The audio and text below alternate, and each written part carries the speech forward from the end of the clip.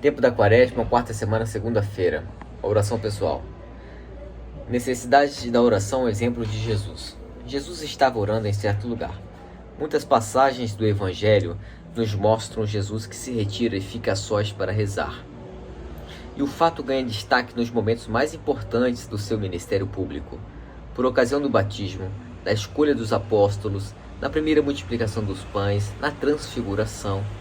Era uma atitude habitual em Jesus. Às vezes passava a noite inteira ocupado num colóquio íntimo com seu Pai. Como cativou os primeiros discípulos a figura de Cristo em oração, e como nos ajuda a cada um de nós. Nesta Quaresma, podemos deter-nos especialmente numa cena que se contempla no Santo Rosário, a oração de Jesus no Horto das Oliveiras. Imediatamente antes de se entregar à paixão, o Senhor dirige-se com os apóstolos ao Horto de Getsemane, um lugar onde tinha rezado muitas vezes, pois São Lucas diz: Jesus saiu e dirigiu-se como de costume aos Montes das Oliveiras. Mas desta vez a sua oração terá um matiz muito particular, pois chegou a hora da sua agonia. Chegado ao horto, disse aos que o acompanhavam: orai para não cairdes em tentação. Antes de retirar-se para orar, o Senhor pede, pois, aos apóstolos que permaneçam também em oração. Sabe que dentro de breves horas se verão abraços com uma forte tentação de escândalo, quando virem o mestre aprisionado. Anunciaram-o durante a última ceia e agora previne-lhes que não poderão resistir à prova se não permanecerem vigilantes e orando. A oração nos é indispensável porque, se abandonamos o trato com Deus, a nossa vida espiritual enlanguidece pouco a pouco. Se abandona a oração, primeiro vive-se das reservas espirituais e depois da trapaça. Em contrapartida, a oração une-nos a Deus, que nos diz: sem mim não podeis fazer nada. Convém orar perseverantemente, sem nunca desfalecer. Temos que falar com o Senhor e procurá-lo com insistência em todas as circunstâncias da nossa vida. Além disso, agora, durante este tempo de Quaresma, estamos indo com Jesus Cristo a caminho da cruz, e sem oração como é difícil acompanhá-lo. O Senhor ensina-nos, com o exemplo da sua vida, qual deve ser a nossa atitude fundamental: dialogar sempre filialmente com Deus. Pois outra coisa, em meu parecer, não é oração mental, senão tratar intimamente com aquele que sabemos que nos ama e estar muitas vezes conversando a sós com ele. Temos que procurar manter-nos habitualmente na presença de Deus e contemplar os mistérios da nossa fé. É um diálogo com o Senhor que não só não deve interromper-se, como deve ser alimentado no meio de todas as atividades. Mas é indispensável que seja mais intenso nos tempos que dedicamos diariamente à oração mental, pois nesses momentos meditamos na presença do Senhor, conversamos com Ele, sabendo que Ele nos vê e nos ouve verdadeiramente. A par do preceito da caridade, talvez seja a oração um dos pontos em que Jesus mais vezes insistiu na sua pregação. 2. Oração pessoal. Diálogo confiante com Deus. Afastou-se deles à distância de um tiro de pedra e, ajoelhando-se, orava: Pai, se é do teu agrado, afasta de mim este cálice. Não se faça, porém, a minha vontade, mas a tua. Quando o sofrimento espiritual se torna de tal modo intenso que o faz entrar em agonia, o Senhor dirige-se ao Pai numa oração cheia de confiança. Chama-o Abba, Pai, e dirige-lhe palavras íntimas. Este é o caminho que também nós devemos seguir. Na nossa vida haverá momentos de paz espiritual e outros de luta mais intensa, talvez de escuridão e de dor profunda, com tentações de desalento. A imagem de Jesus no horto mostra-nos como devemos proceder nesses casos, com uma oração perseverante e confiada. Para avançar no caminho da santidade, especialmente quando sentimos o peso da nossa fraqueza, temos que recolher-nos em oração e em conversa íntima com o Senhor. A oração pública ou em comum, em que participam todos os fiéis, é santa e necessária, pois Deus quer ver os seus filhos rezarem juntos. Mas nunca pode substituir o preceito do Senhor: entra no teu quarto, fecha a porta e ora a teu Pai. A liturgia é a oração pública por excelência. É o cume para o qual tende toda a atividade da igreja e, ao mesmo tempo, a fonte que brota toda a sua força.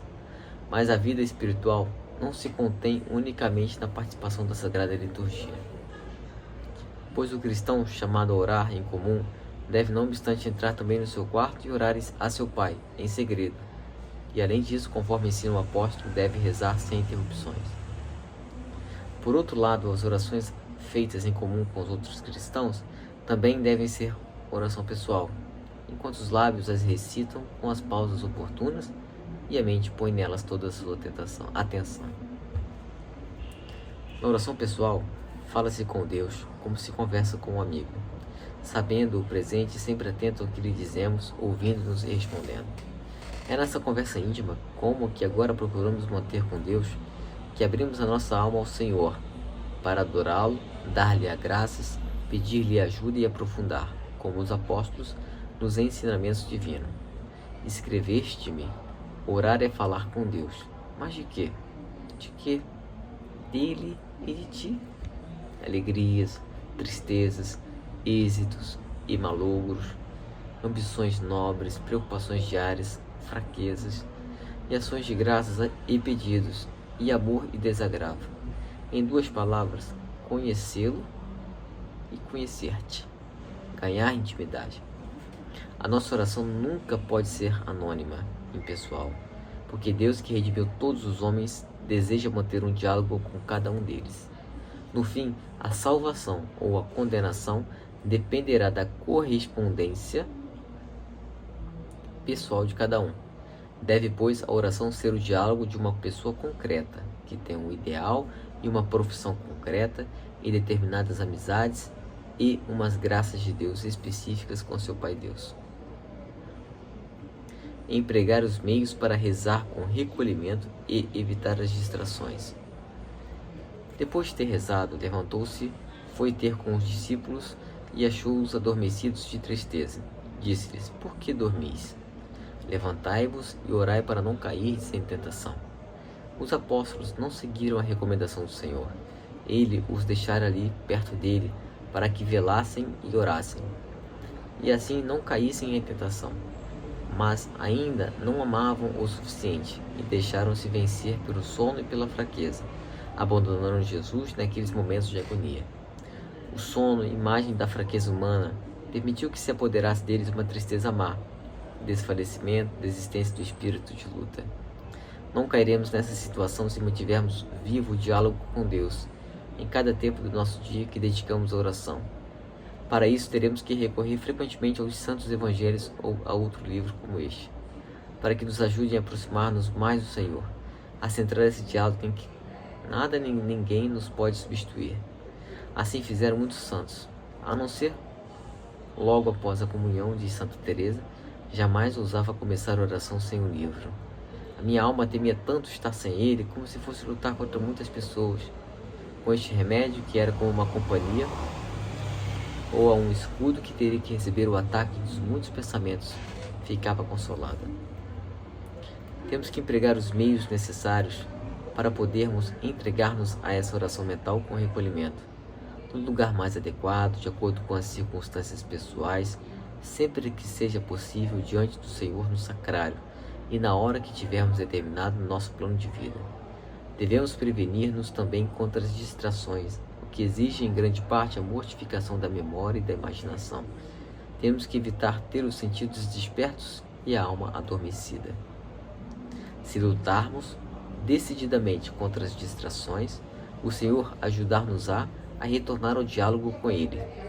Além disso, o anjo da guarda tem, entre outras, a missão de interceder por nós. O importante é não querermos estar distraídos e não nos distrairmos voluntariamente. As distrações involuntárias que se devem à fraqueza da nossa natureza e que procuramos afastar assim que tomamos consciência delas, não tiram proveito nem o mérito da nossa oração. O pai e a mãe não se aborrecem quando a criança que não sabe falar fica balbuciando coisas sem sentido. Deus conhece a nossa fraqueza e tem paciência, mas nós devemos pedir-lhe: concedei-nos o espírito da oração. Será muito grato ao Senhor ver-nos fazer o propósito de progredir na oração mental todos os dias da nossa vida, incluídos aqueles em que nos parece mais custosa, difícil e árida, pois a oração não é problema de falar ou de sentir, mas de amar. E ama-se quando se faz o esforço de tentar dizer alguma coisa ao Senhor, ainda que não se diga nada. Se agirmos assim, toda a nossa vida ficará enriquecida e fortalecida. A oração é um farol potentíssimo que dá luz para iluminar melhor os nossos problemas, para conhecer melhor as pessoas e desse modo poder ajudá-las no seu caminhar para Cristo. A oração deixa na alma uma atmosfera de serenidade e de paz que se transmite aos outros. A alegria que produz é uma antecipação da felicidade celestial. Nenhuma pessoa deste mundo soube conviver com Jesus como a sua mãe Santa Maria, que passou longas horas olhando-o, falando com ele, tratando com toda simplicidade e veneração. Se recorrermos à nossa mãe do céu, em breve aprenderemos a falar com Jesus cheios de confiança e a segui-lo de perto, muito de perto, até a sua cruz.